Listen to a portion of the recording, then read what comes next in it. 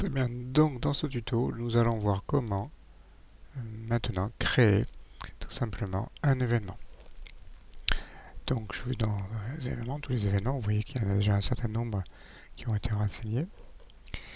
Et vous avez en particulier les sessions qui sont à relier par rapport aux formations professionnelles. Donc là, bien sûr, le titre ne définit pas automatiquement qu'il s'agit d'une session avec un comportement de session. C'est le contenu que vous allez saisir et les actions que vous allez définir pour pouvoir le faire. Donc justement, je vais créer une session. Donc je vais dans Nouvel événement. Je vais définir un nom, par exemple, session vendeur, conseil en magasin. Je vais définir qu'il s'agit d'un événement de type formation professionnelle et je vais l'associer à la catégorie vendeur conseil en magasin puisque c'est l'objet de cet événement-là et ça va me permettre de récupérer cet événement-là sur la fiche vendeur conseil en magasin si pour autant, bien sûr, vous l'avez créé. Très bien. Donc là, vous renseignez ce que vous voulez.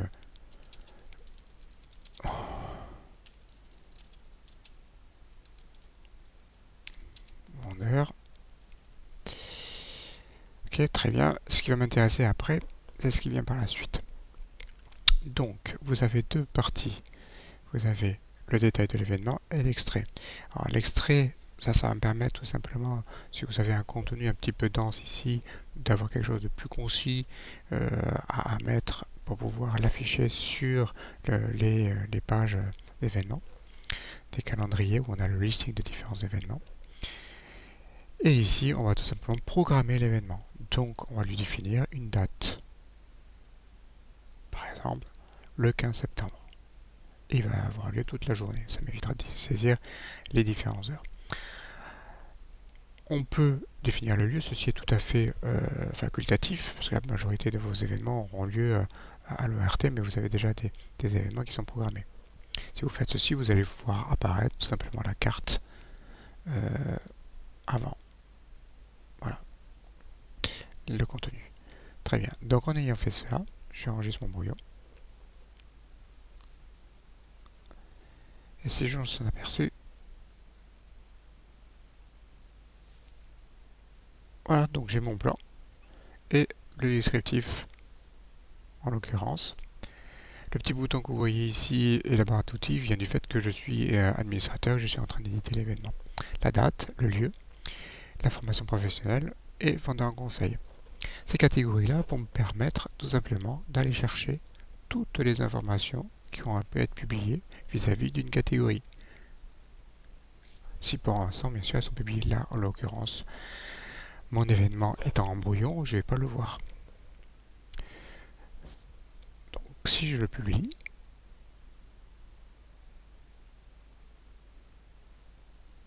et si je recharge ma page, à ce moment-là, je devrais le voir apparaître.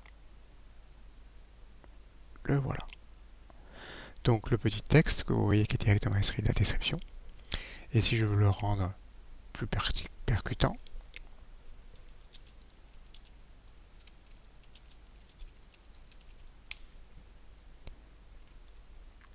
mettre à jour,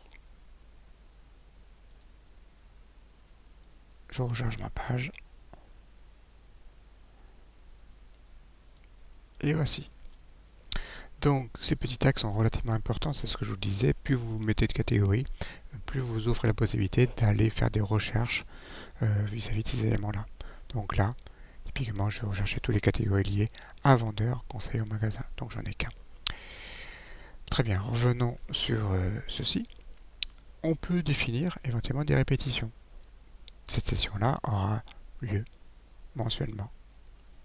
Très bien. Par jour de la semaine, il se répétera jusqu'au, par exemple, au 29.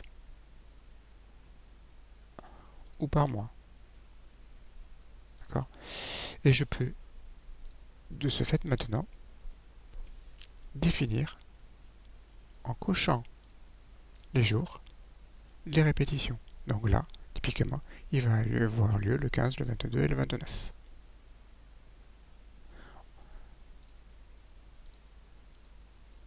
Je clique, je déclique pour enlever. Très bien.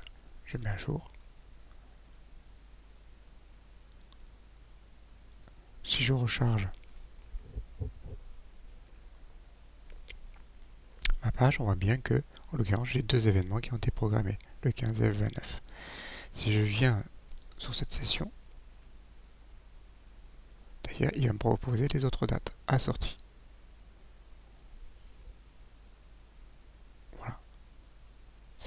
Très bien. Donc, vous voyez, relativement simple, sommaire, pour pouvoir répondre à un besoin de mettre en place. Ceci clôture notre tuto pour la création d'un événement.